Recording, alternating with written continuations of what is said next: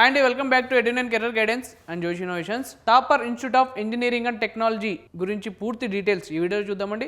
ఈ క్యాంపస్ సంబంధించిన admission procedure ఎలా ఉంటుంది, సో అలానే ఫీ స్ట్రక్చర్ ఎలా ఉంది, ఇన్ఫ్రాస్ట్రక్చర్ ఎలా ఉంటుంది అనేది కంప్లీట్ డీటెయిలింగ్ ఈ వీడియోలో చూద్దామండి.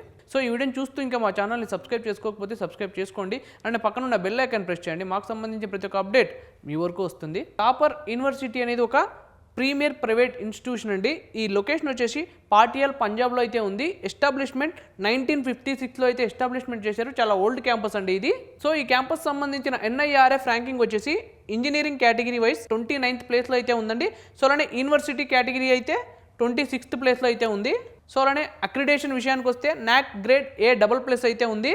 సో అలానే ఈ campus QS world university ranking 2026 వచ్చేసి 771 అయితే ఉందండి. సో అలానే బిట్స్ తీసుకున్నట్టయితే QS ర్యాంకింగ్ 666 అయితే ఉంటుందండి.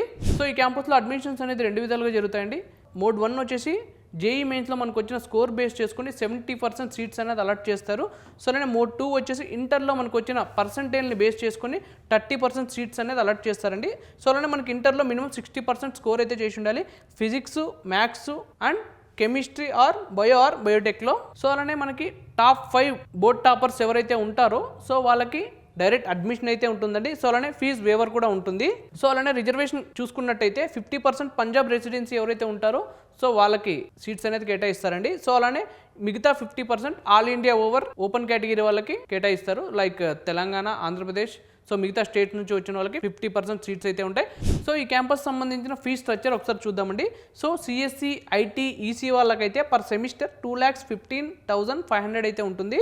టోటల్ 4 ఇయర్స్ గాను 17,24,000 అయితే ఉంటుంది.